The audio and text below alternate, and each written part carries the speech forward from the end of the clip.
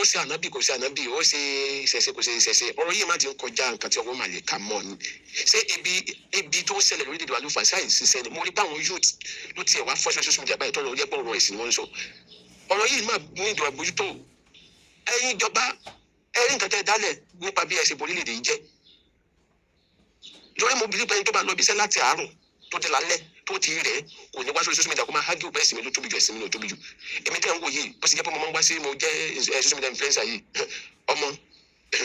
àwọn tó máa mọ̀ mí á mọ̀ wípé kì í ṣe báyìí níṣẹ́ ló débi social media bẹ́ẹ̀ kì í pé yà kò níṣẹ́ o tá a bá lọ tá a bá bọ̀ láti máa ń wá sórí social media o dáàbà lọ pé àwọn ẹ̀rí ní kí n máa treat àwọn relevant topics ṣùgbọ́n mo ti ń wò láti ibi ọjọ́ mélòó ilé ìtọ́ kọ́kọ́ fà last week ni pé ọ̀nà fífẹ̀ bọ́dá yíyọmí àti ọ̀gá mi Sunday Igboho ju ànábì lọ ilé ìtọ́ nípa wíìkì ni wọ́n ní ànábì jí pátá ọ̀nà tó ń fà báyìí ànábì jí pátá ànábì sí bákan ànábì sáwù kan àwọn kan tó kàn ní ìtumọ̀ àwọn ọ̀dọ́ tá a pè lóògùn ọ̀la orílẹ̀-èdè wa nìyẹn ẹ̀sìn ni wọ́n rán Saudi Arabia àwọn youth tí àwọn ń develop country wọn níbi tí ẹ̀sìn mùsùlùmí ti wá Israeli àwọn fojoojúmọ́ ló ṣe pé àwọn náà technologically wọ́n ń ro báwọn ṣe máa ṣe nǹkan àwọn wa ń dìbẹ́ lórí ìdálójú nínú ànábì àti Ṣàngó àti bá àtàwọn báwo lọ́jọ́ lórílẹ̀-èdè wa ṣe ń lọ síbẹ̀ especially ní ilẹ̀ Yorùbá kí ni òṣèlè nílẹ̀ Ìgbò bá lọ́wọ́lọ́wọ́ àwọn ọmọ Ìgbò àwọn ronú báwọn ṣe máa ṣe business tiwọn báwọn ṣe máa ṣe business ọmọ Ìgbò bá jí láàárọ̀ ìdí ṣọ́ọ̀bù ló máa gbà lọ ṣọ́ọ̀bù ló máa gbọ́ sí ètò kan ọmọ Ìgbò pé ànábì ju gbàgbà ọmọ Ìgbò ló tẹ̀ kan olùkọ́ ọmọ Ìgbò bó ṣe máa pọ̀ ọmọ Ìgbò márùn-ún tiwọn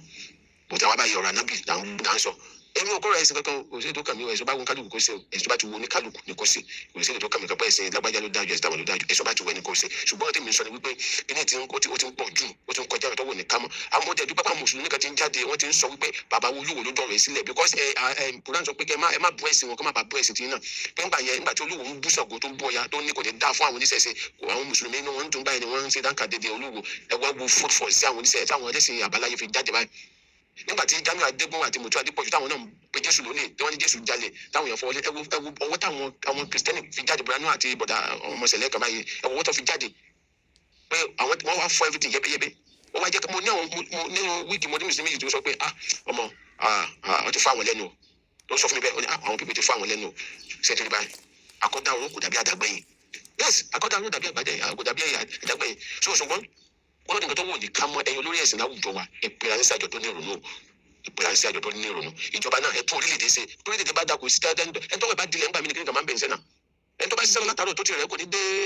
kó máa bú ẹnìkan so ẹ jẹ́ ká ronú àjọ máa dé lórúkọ mi bá fi ṣe ẹ̀rù jẹ́ máa dàgbà pé láti subscribe to channel mi àjọ máa dé tìrì ó dàbọ̀.